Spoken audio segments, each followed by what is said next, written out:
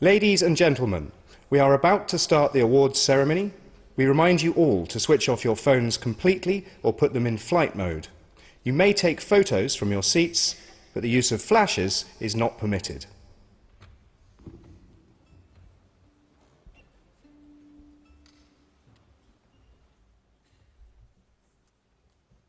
Ladies and gentlemen, please remain seated and give a warm welcome to the 9 laureates. They are accompanied by the President of the Norwegian Academy of Science and Letters, the President and the Chairman of the Kavli Foundation, and the Chairman of the 3 scientific committees.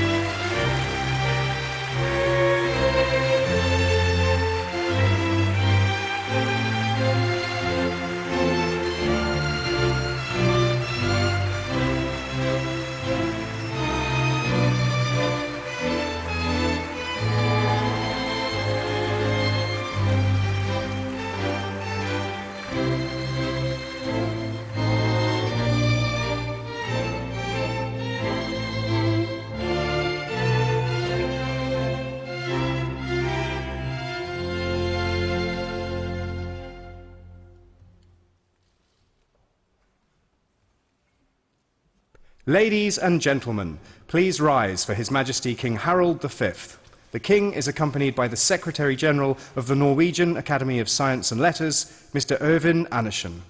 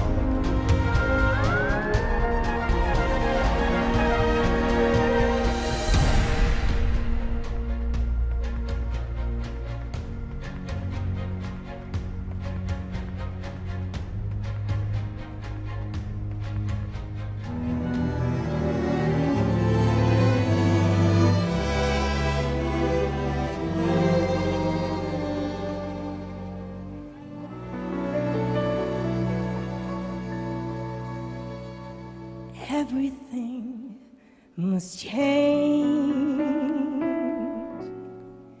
Nothing stays the same.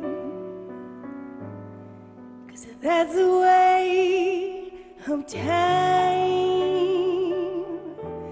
Nothing and no one remains the same. The young becomes the old. Old mystery will unfold, 'cause that's the way of time. Nothing and no one remains the same.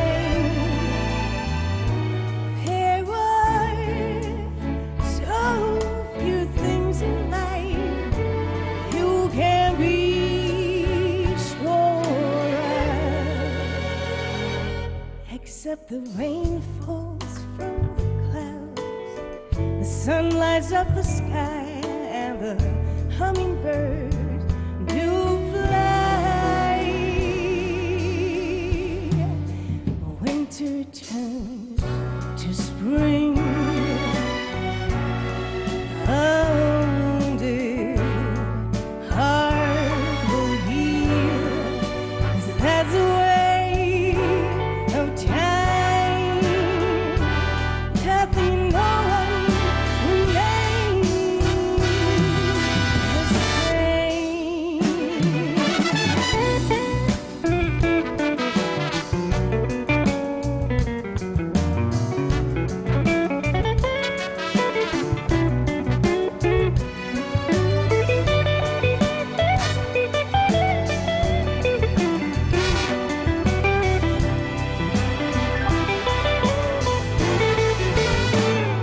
There are so few things in life you can be sure of,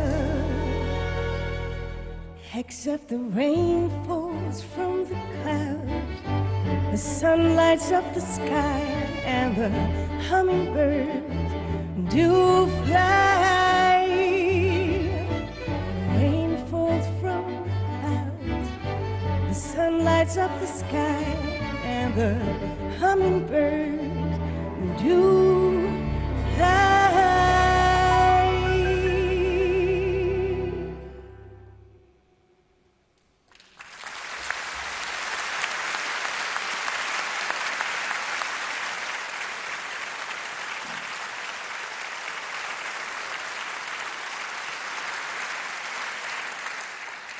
Your Majesty, Minister, Your Excellencies, dear prize winners, ladies and gentlemen, this afternoon, and in fact this entire week, we are celebrating excellence in science.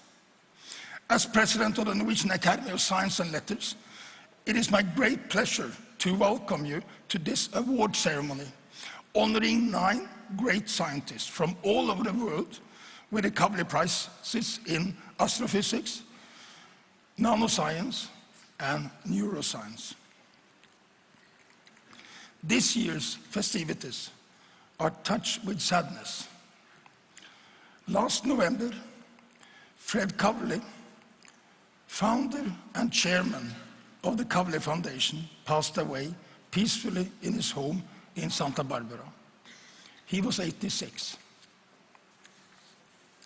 His passion for basic research was phenomenal, believing that science, technology, and ultimately culture is powered by the most human characteristics: curiosity, finding out how things work and why they function the way they do function. He said, science has an enormous impact on our health, economic standard, and overall quality of life, and continues of increasing importance. Indeed, modern society cannot be imagined without basic and long-term curiosity-driven research. Honoring outstanding and highly creative scientific research through the Kavli Prizes helps raise awareness of the importance of basic science. It is the work of such scientists that produces the insights we all depend on. The Kavli Prize is a partnership between the Norwegian Academy of Science and Letters, the Kavli Foundation, and the Norwegian Ministry of Education and Research. The Academy has been given the responsibility of selecting the prize laureates. This is done through 3 international selection committees, 1 for each of the fields covered by the Kavli Prizes. These selection committees represent the international scientific community with members nominated by some of the most influential scientific bodies around the world, from China, from France, from Germany, from the United States, and Great Britain.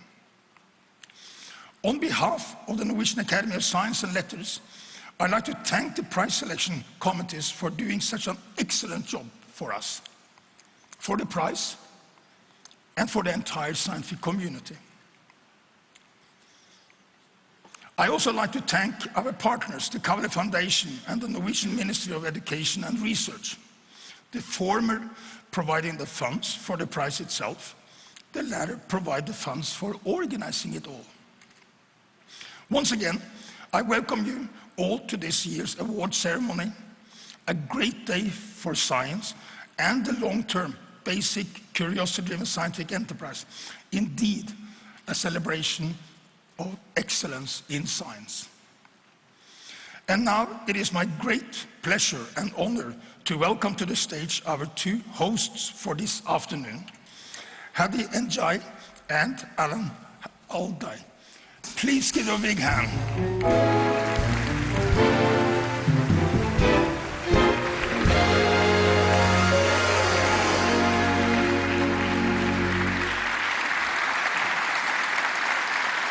Your Majesty, Minister, Laureates, Excellencies, ladies and gentlemen, I am delighted to be here sharing a stage with the one and only Alan Alda. Oh, thank you.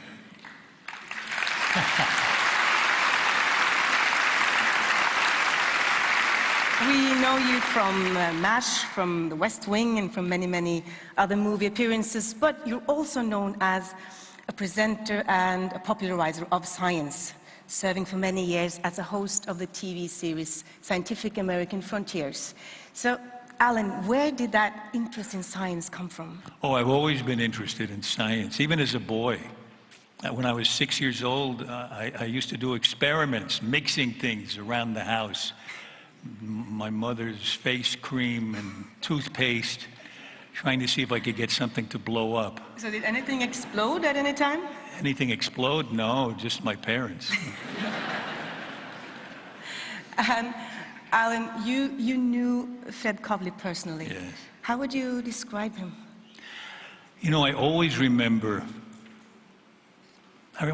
Fred telling me with such a sense of passion and wonder about what he felt when he would look up at the night sky of Norway as a boy, the stars glittering in the black velvet sky, and then the majesty of the northern lights above him. That meant a great deal to him. And I think that when he brought together three apparently disparate disciplines, he did it out of that same sense of pure wonder. And in the institutes he founded, those disciplines have come to flourish and even throw light on one another. So that, thanks to Fred, in part thanks to Fred, the understanding of the universe that we have, like the universe itself, is rapidly expanding. But listen to what Fred said about how he founded this and why. The Kavli Foundation supports science and has established prizes in 3 areas: astrophysics, nanoscience, and neuroscience, from the largest to the smallest to the most complex. I believe these prizes are in the most exciting fields of the 21st century and beyond.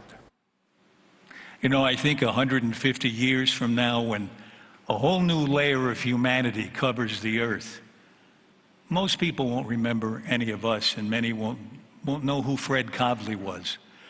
But their lives will have been touched by the wonder of a boy that never left the man.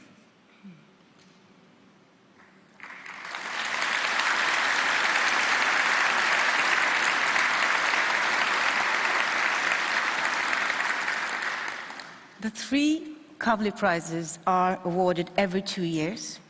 They consist of a diploma, a medal, and $1 million each. Science is not just about uncovering the secrets of nature. It's also about breaking barriers, challenging established ideas, and searching for excellence. So it's no wonder that scientists have had such a long-standing fascination with music as well.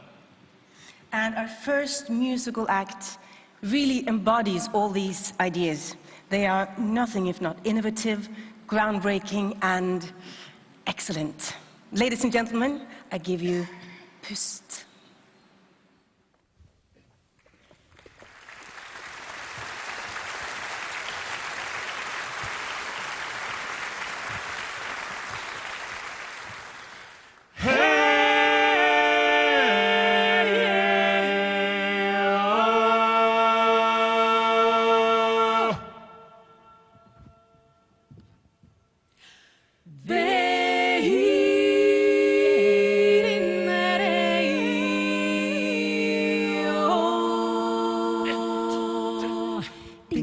Somewhere between the astronomically large, the infinitely small, and the wirings of the brain, we find music. And now we shall have a battle of music. We shall have a battle between an Irish reel, and we shall have a battle between a Norwegian hulling. Ladies and gentlemen, let the battle begin. Hey, but I never day, say about a hey, but I never day, say but I hey, I never day, say about a hey, but I never day, say but I hey, I never day, say about a hey, but I never day, say but I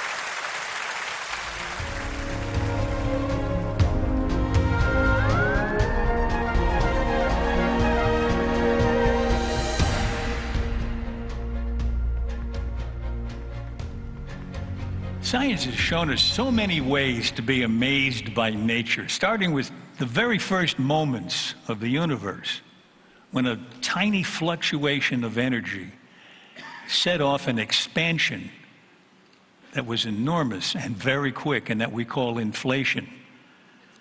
The universe went from about being a billionth of the size of a proton at the center of an atom to expanding to trillions of sizes larger in an amazingly short time, a billionth of a billionth of a billionth of a billionth of a second. And that expansion led to the shape and the kinds of objects that we observe in the universe today. And almost as amazing as inflation itself is the fact that we are able to understand what happened over 13 billion years ago. That's only made possible by decades of observations and theories. This year, the Kavli Prize Committee for Astrophysics has chosen to honor the pioneers of inflation, and they each, in their own way, helped us understand what happened at that defining moment. And in this moment now, it's time to meet the laureates. We will honor 3 scientists with the Kavli Prize in Astrophysics. In a minute, the chairman of the committee, Professor Mats Karlsson, will justify the award. But now, meet the laureates, Alan Guth, Andrei Linde, and Alexei Starobinsky.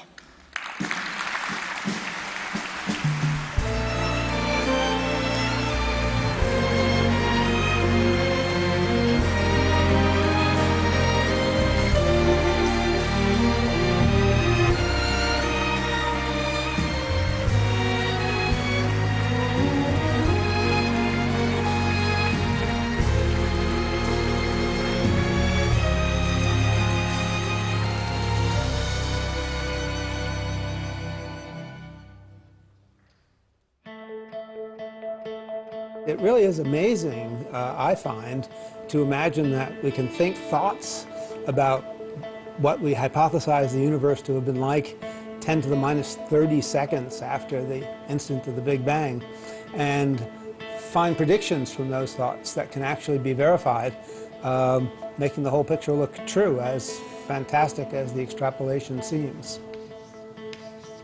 And this is what it's all about.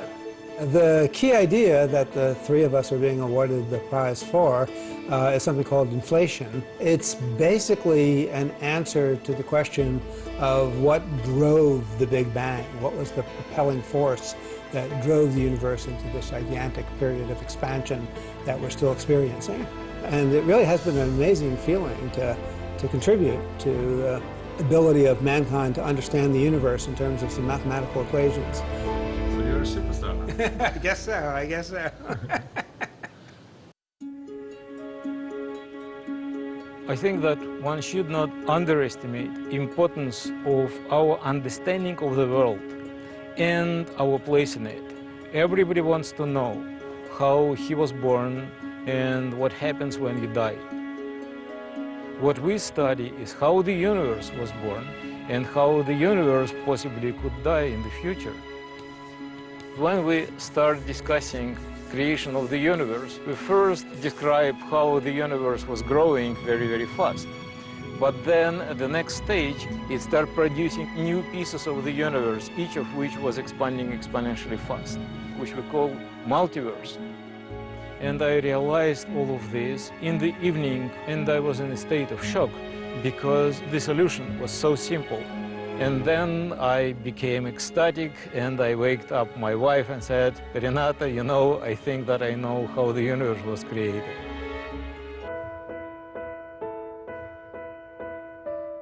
We can use inflation both to investigate what has happened to the universe in the very remote past and to obtain new knowledge about particle physics at very high energies, which cannot be obtained in any other way.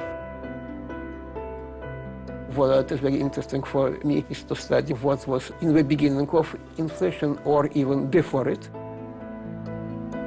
Discovering inflation from a theoretical point of view and confirming its observational predictions, it did go beyond the Big Bang, but inflation is one more step into the past, but not the absolute beginning. And so our aim is to go, in some sense, is to go beyond inflation.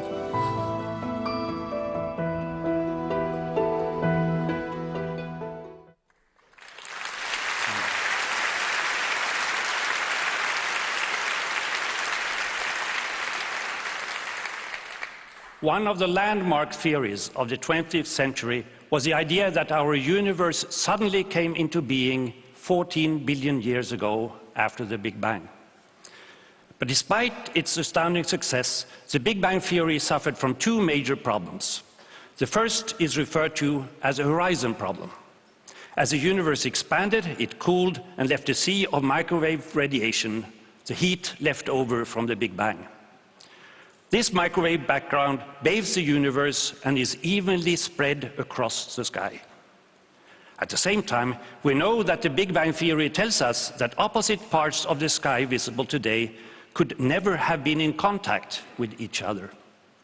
And this raises the question, if there was no contact and thus no exchange of information, how did different parts of the sky know how to look the same?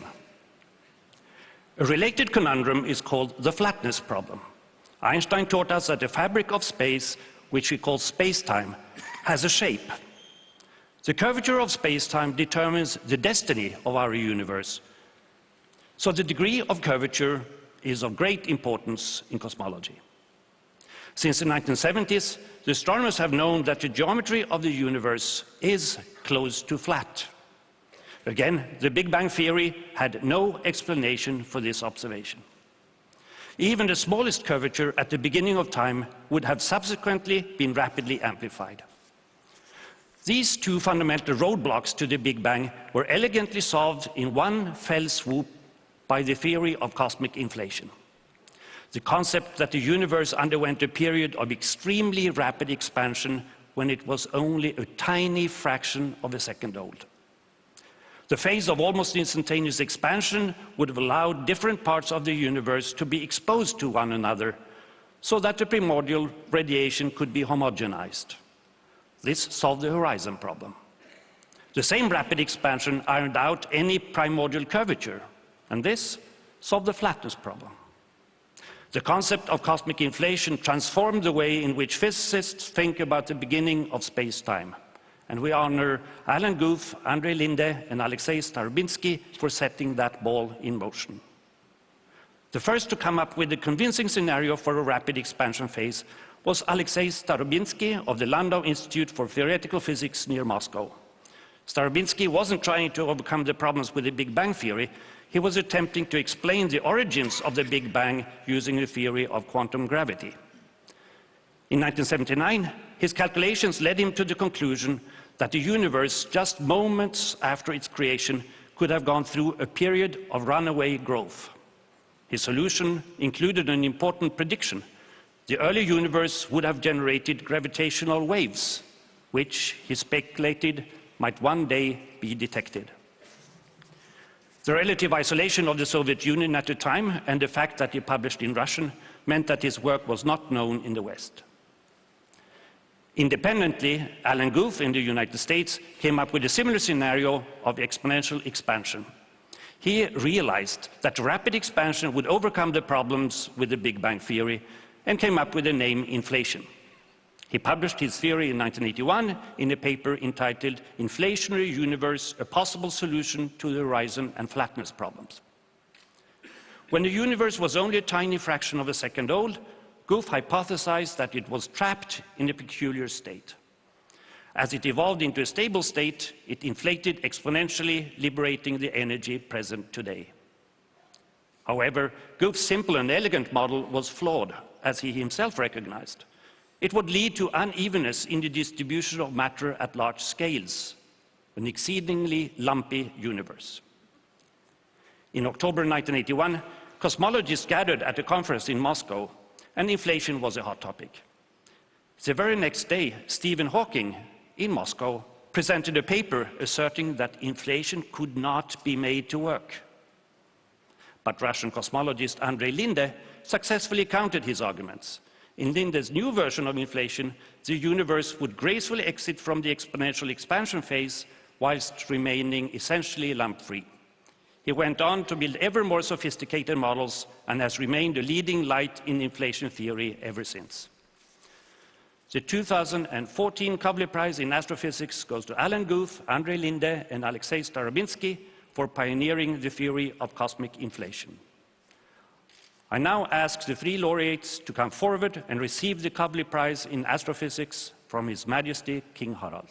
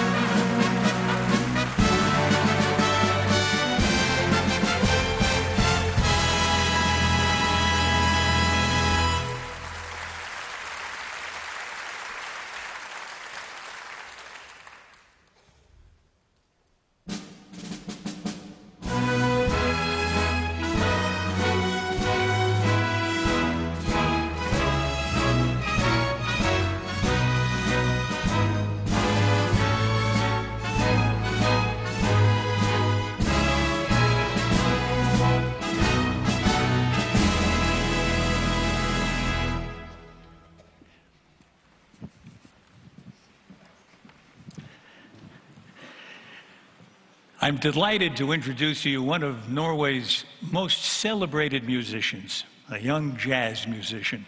He's won international recognition for the beautiful tone of his tenor sax, but also for his innovations, for his constantly being able to surprise us. Today he's going to perform Mare Chiare by Paolo Tosti. Please give a warm welcome to an artist who never ceases to surprise us, Håkan Kornstrad.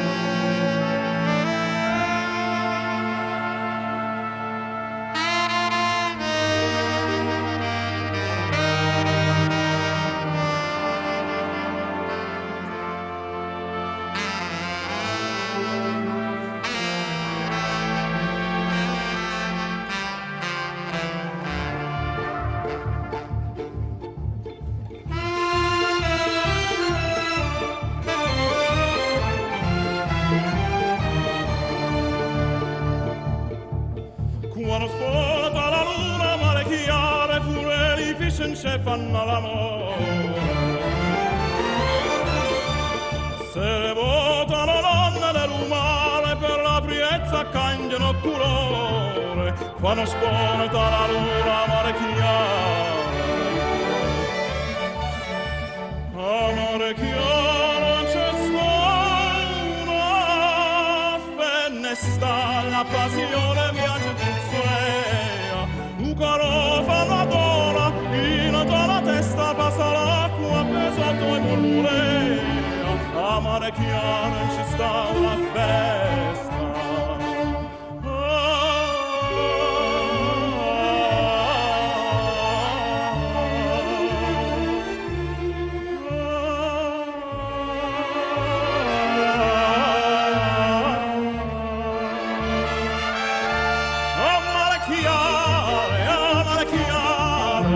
C'è sta una festa.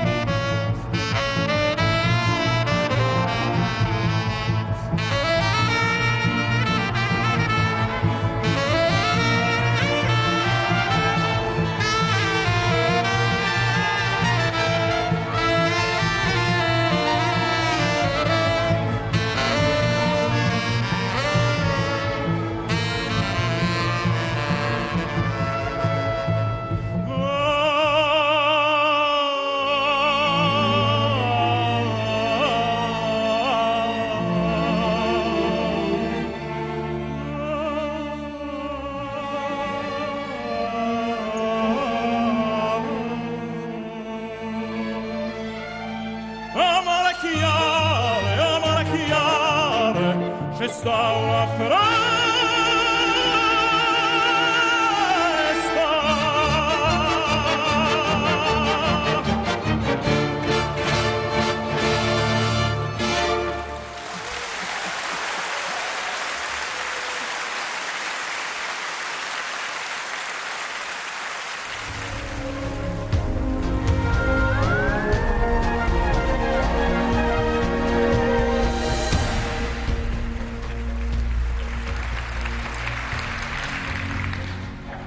You know, I always thought of nanoscience as new science, but it really started way back in the 17th century when scientists started using this new invention that is often credited to a Dutch optician called Zacharias Janssen, the microscope.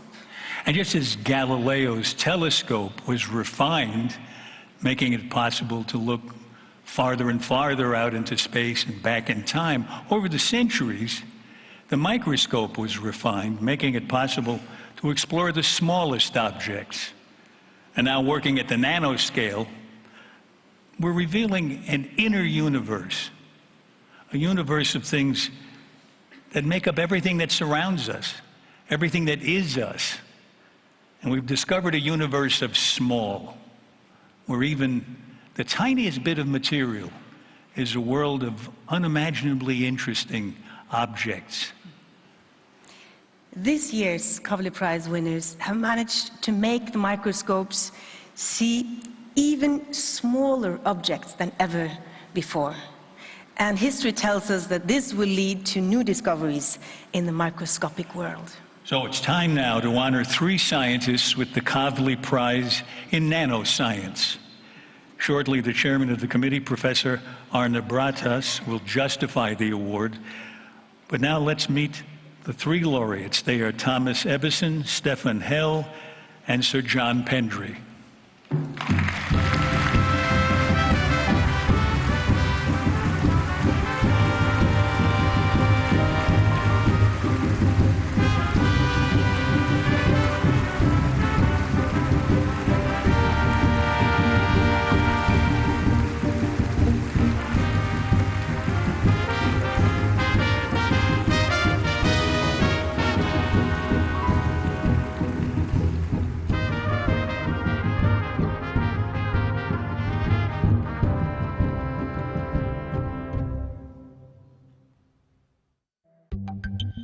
Nanoscience, like all sciences, brings a wealth of new information to our society which we can use to improve our lives. I am fascinated by the laws of nature, their beauty, and science is a way to satisfy my curiosity.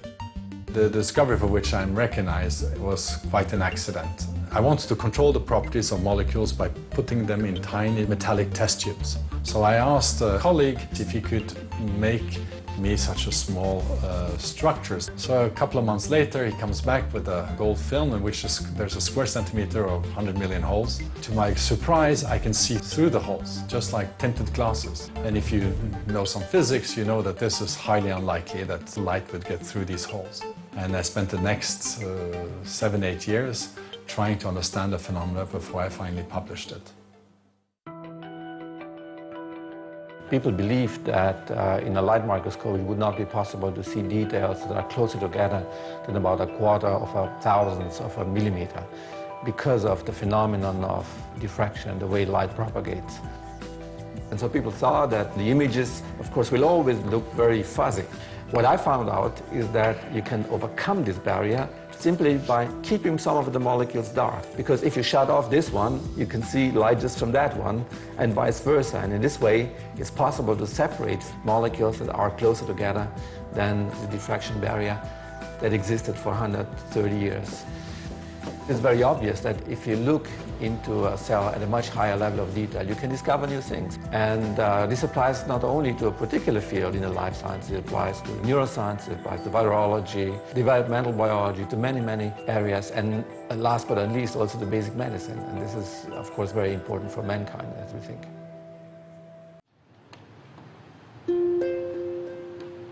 The problem with light is that until recently we've only been able to control it on a scale of the wavelength of light, and that causes a lot of problems. And the challenge I've accepted is to find out how to control light on a much finer length scale down to the level of atoms and molecules. And I'm a theorist, and this new technology has enabled me to design a whole range of new devices, and perhaps the most popular of those devices has been designed for a perfect lens. We're using it to crush light into very, very small volumes of just a square nanometer. But ourselves and other people have also used it to do things like make a cloak of invisibility. I remember coming to lunch with my wife after doing this, and I said, I've just found a lens that's perfect, and I'm going to be either famous or infamous. Well, it turned out I'm famous.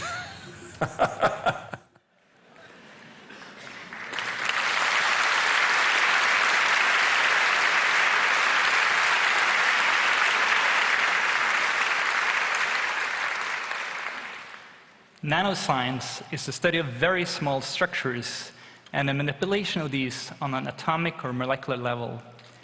Nano refers to nanometer, a billionth of a meter. And to put this small unit into perspective, your fingernails grow some nanometers every second, and the tires of your car lose about 1 nanometer every second they rotate. A great challenge of nanoscience is that nanostructures are often so tiny that we cannot see them, and seeing is important. It is often the precursor to a cultural and scientific understanding of a phenomenon. When we see, we can discover, understand, and make use of the wonders of the world.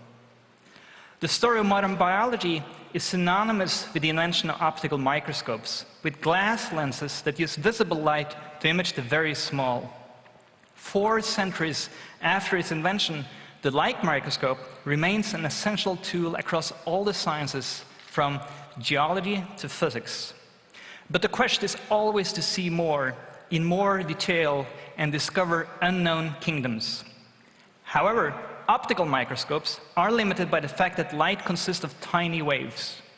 And it was long thought impossible to see anything smaller than 200 nanometers, a distance set by the wavelength of visible light. Though this is incredibly small, it still left large parts of nature invisible to us. For instance, the virus which causes the common cold is 30 nanometers across. Today we have circumvented this limitation by tools such as electron microscopes, but these are large and cumbersome. For ease of use and compatibility with biological specimens, optical microscopy still has unparalleled advantages. Each of this year's Kavli laureates has independently developed ways to break the optical resolution limit and thus see things with normal light that no one has seen before. Their research allows for the development of new and more efficient imaging techniques and photonic devices, which is needed for further advances in the broader field of nanoscience. Thomas Edison, Stefan Hell, and John Penry have not simply advanced our understanding of nano-optics. They have opened the door to new applications for imaging, which promises to have an enduring legacy across the sciences, from physics and chemistry to biology and medicine. Thomas Edison's discovery epitomizes the maxim of Isaac Asimov, that the most exciting moments in science are not when you say eureka, but when you say, that's funny. Common sense tells us that you cannot pass something through a hole smaller than the object. Edison has shown that, on the contrary, there can be an extraordinary transmission of light through nanofabricated holes in thin metal films. His experimental results were published in 1998 and challenged all accepted theories for light propagation through tiny holes. Edison's discovery has led to new means of increasing the efficiency and focus of photonic devices, as well as the sensitivity of optical sensors. Stefan Hell tackled the 19th century problem of light microscopes, the Abbe limit. This states that the resolution of microscopy is restricted to half the wavelength of light. It was a non-negotiable cornerstone of optics for 120 years. Stefan Hell met this challenge by distinguishing the visual signal from a broad background of noise. By deeply understanding the composition of what is being imaged, Hell showed how to reduce the noise with a new technique which is now commercially available. Not only has this technique enabled imaging at dimensions far smaller than optical wavelengths, it has in particular made optical nanoscopy a vital tool for the life sciences by allowing observation of biological processes in living cells at nanoscale resolution. John Penry has created a model for constructing a perfect lens based on materials not normally found in nature. This lens allows imaging of objects with nanoscale dimensions. Pendry based his insights on new optical nanoscale materials with unprecedented properties. His insight was to reinvestigate these strange abilities in common materials like copper, silver, and gold, and he formulated guidelines to realize perfect lenses. With a growing body of experimental validation of his work, Pendry has further stimulated a wide range of activities extending these concepts all the way across the visible spectrum and beyond. The ability to image objects with visible light is at the heart of our perception of the world. We honor Thomas Ebbison, Stefan Hell, and John Pendry. For independent roots with different insights, they have advanced our ability to see non-objects. I now ask the three Kavli laureates to come forward and receive the Kavli Prize in Nanoscience from His Majesty King Harald.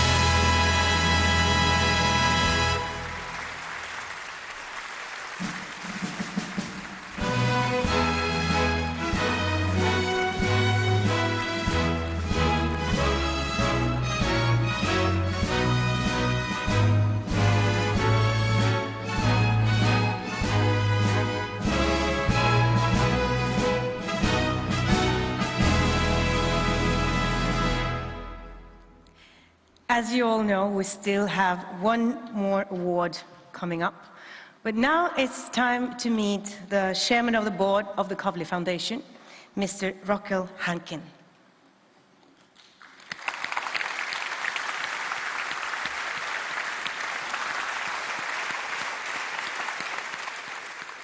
Your Majesty, Excellencies, Kavli laureates, ladies and gentlemen.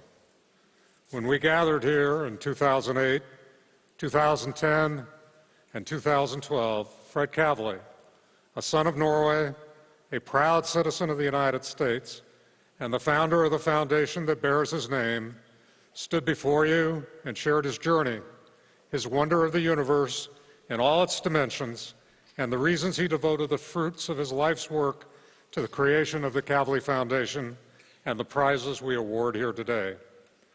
Fred Kavli is no longer with us, but his animating vision and desires infuse the continued work of the Foundation and its support for basic science for the benefit of all humanity. The prizes that are awarded today are the result of a process overseen by the Norwegian Academy of Sciences and Letters involving the careful work of independent juries, of esteemed scientists selected by 6 major scientific societies from around the globe. We appreciate greatly our partnership with the Norwegian Academy, the Norwegian Ministry of Education and Research, and the scientific societies that recommend members to serve on the selection committees. The prizes that are awarded today are also emblematic of all of our enduring curiosity. The scientists receiving the Kavli Prize today and in the past have followed their curiosity to help us unravel the mysteries of the universe, the performance of the smallest structures, and the complexity of the brain. Their curiosity and their pursuit of science for its own sake has enriched us all. They inquire into questions that have always been with us and which will endure as long as man expresses curiosity about the universe he inhabits. Because these questions are so fundamental and enduring, the Kavli Foundation has been designed to support and recognize over a very long time the basic research that increases our understanding of ourselves and the world around us. Beyond the prizes that recognize extraordinary accomplishments in astrophysics, nanoscience, and neuroscience, the Kavli Foundation supports Kavli research institutes at leading universities around the world. It also supports various scientific societies, professorships, and importantly, collaborations among scientists that can often be catalytic to great scientific projects. The BRAIN initiative in the United States developed out of this system in support of basic science, and other initiatives will surely follow. The board and staff of the Kavli Foundation is charged with carrying forward Fred Kavli's vision and ensuring that the foundation encourages and supports basic science for the benefit of all humanity. We accept the charge and the challenge on behalf of Fred Kavli, and together we'll drive his foundation into the future. On behalf of Fred Kavli and the foundation, I thank His Majesty, the King of Norway, for his continued participation in these ceremonies and for formally presenting the Kavli Prizes to our distinguished laureates.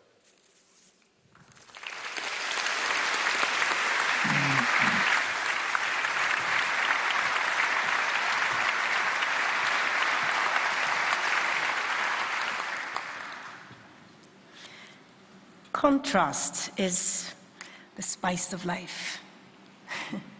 As in the arts and the sciences.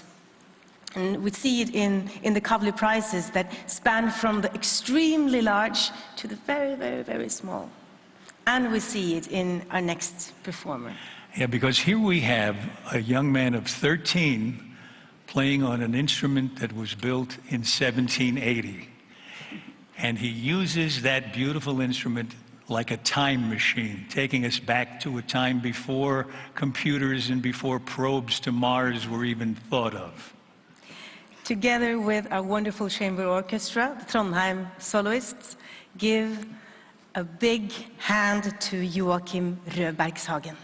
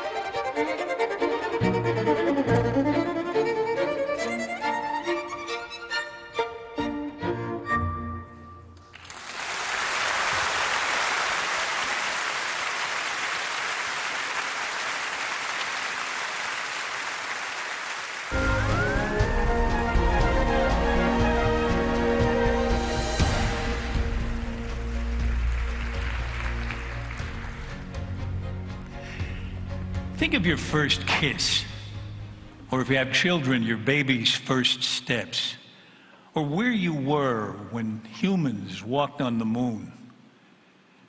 Moments like that of powerful emotion, like emotions like joy, fear, exultation, they're seared into our memories, memories that help us navigate our lives. And of course, we all know how important memories are. Without our ability to remember, there could be no experiences, no personal history, no learning, no knowledge, no love, no life as we know it. Memory is at the very heart of who we are. And this year, the Kavli Neuroscience Prize Committee honors 3 scientists who have taken us to the very heart of memory. And so it is time to honor 3 scientists with the Kavli Prize in Neuroscience. In a minute, the chairman of the committee, Professor Ole Petter Ottersen, will justify the award. But now it's time to meet the laureates. Brenda Milner, John O'Keefe, and Marcus Raichle.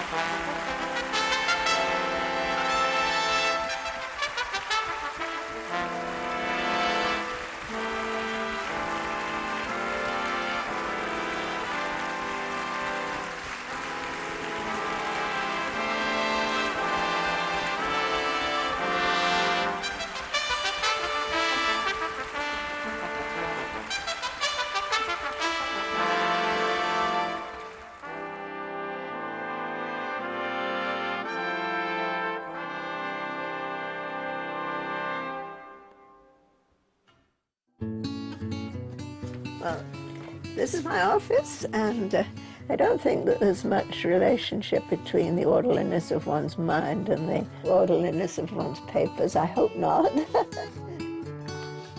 My profession is to understand human behavior.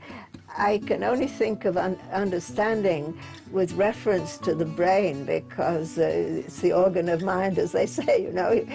So my motivation is really the driving curiosity. I'm really curious about things, you know, about behavior in the brain, and I'm very happy if anything I find is useful, of course, but it's not what drives me. What drives me is curiosity. You know, and life gives one these opportunities every so often, and you have to recognize them, and you have to grasp them before they pass you by, I think. The hippocampus is a part of the brain, and some years ago, we actually knew very little about the hippocampus. So what we did was we put very fine electrodes into the hippocampus of rats. And then I have to say, on one day, I had this flash of insight, the famous eureka moment that every scientist dreams of having at least once in their lifetime, in which I realized that the cell was actually coding for locations. And I then realized if one cell coded for one location and another coded for a different location, this would provide something that you could call a map, or as we call it, a cognitive map. And that would provide the animal with an abstract representation of the space it was in. It would tell it where it was, what it had done there, and how to get from one place in the environment to another. I have to say that was quite a thrilling moment. I've occasionally mused about how I would answer a simple question: what does the brain do? And I would say the brain is in the prediction business. It is building a model of the world in which we live so that you can function effectively in that setting. I'd like to show you my office. This is where I go to think. It's my little hideaway. These are the kind of data that I work with in various forms. They come from imaging, in this case MR and PET. I think these kinds of data offer new and fresh ways of thinking about what we call Alzheimer's disease. I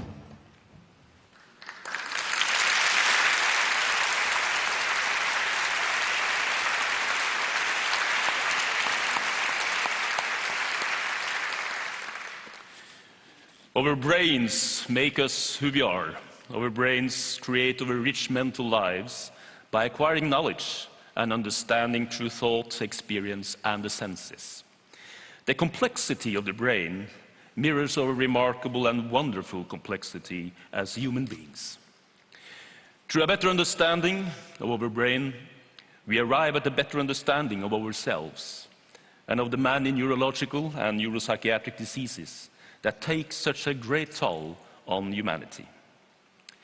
The human brain contains at least 10 times as many nerve cells as there are people on this planet, and many more synapses or contact points than there are stars in our galaxy. How do these cells interact to form memories, and how do they enable us to read and speak and perform all the other mental operations on which we in our daily lives depend? Few questions in the realms of science are as fundamental as these. Few problems are as hard. Generations of scientists have taken on the daunting task of addressing these questions. They have exploited in full the technologies that have been available to them, and they have invented new ones. Important insights have been obtained through careful neurological examinations of humans with injury or damage to specific parts of their brains. Animal experiments have allowed an analysis of individual neurons in ways that mimic mental operations in humans. And with the advent of new imaging techniques, we can now unravel how different parts of the brain become active when humans perform complex mental tasks such as reading and speaking. Today we can do what scientists through history could only dream of. We can literally watch ongoing brain activity in living human beings. Through analysis of the brain at different levels and with different technologies, it has become clear that our brain contains specialized networks for memory and cognition. So the brain is no longer a black box. We are beginning to understand how attention, memory, and planning, and our rich mental lives in general, emerge from a complex interaction between nerve cells in specific parts of our brain. Brenda Milner, John O'Keefe, and Marcus Raichle have contributed greatly to these groundbreaking achievements. Brenda Milner discovered regions of the brain specialized for memory formation and other cognitive functions. She found that a patient known by his initials HM with damage to the hippocampus and surrounding regions could not acquire new memories, but he could speak, reason, and recall long past memories. By studying HM and other patients, Milner discovered that the medial temporal lobes are needed to form one kind of memory, which we call episodic memory, but not other kinds, such as procedural memory. She made similar discoveries of specialized functions within the frontal lobes for planning and organizing behavioral sequences. John O'Keefe discovered that the hippocampus contains neurons that encode an animal's specific location. These place cells allow detection of novelty and changes in familiar environments and collectively form a cognitive map critical to animal navigation. This discovery provides a sterling example of neuronal signaling in a specific brain region involved in memory formation.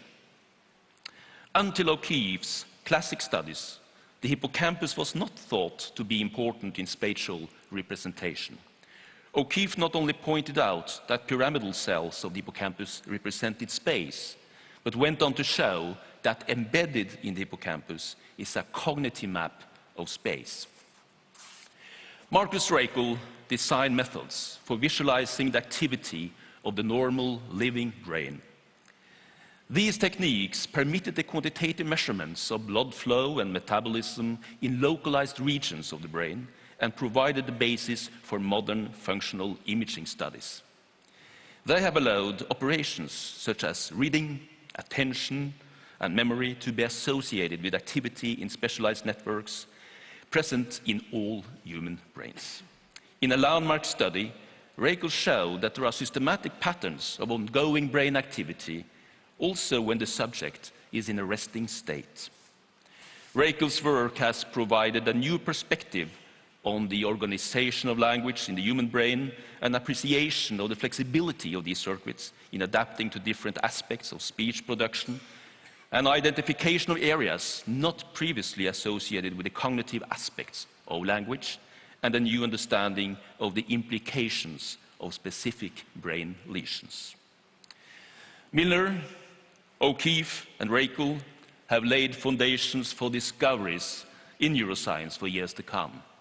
Together, they have transformed the way the human brain is now studied in both health and in disease. Together, they have given us new insights into who we are. So now I would like to ask the three new laureates to come forward to receive the 2014 Kavli Prize in Neuroscience from His Majesty Kong Harald.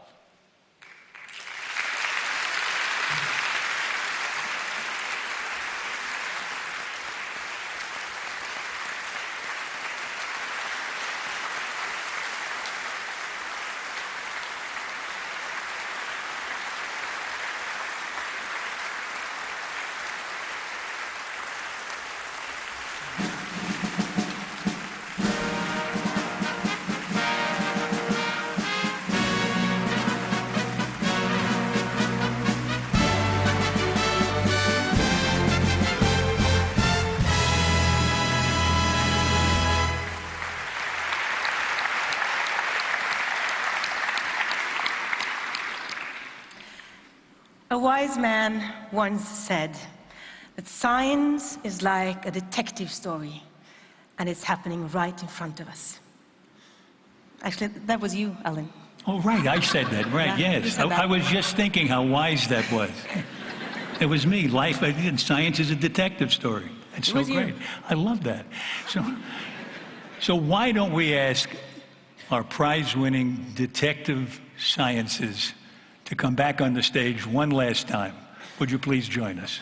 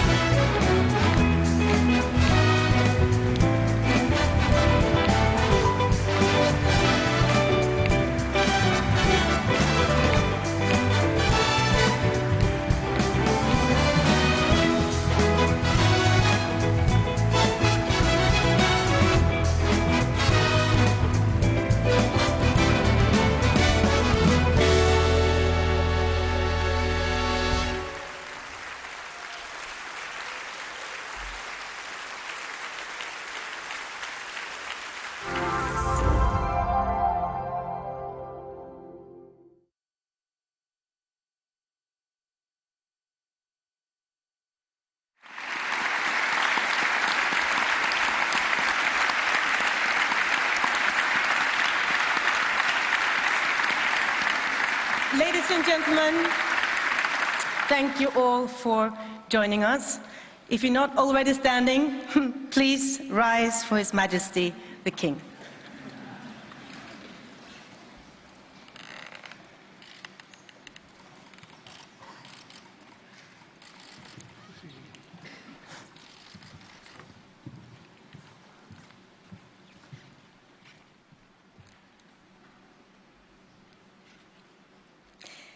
Now, thank you all for attending.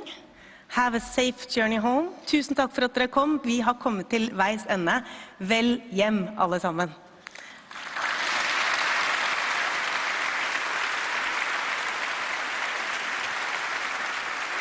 And now I will invite the press to join us on stage. Thank you.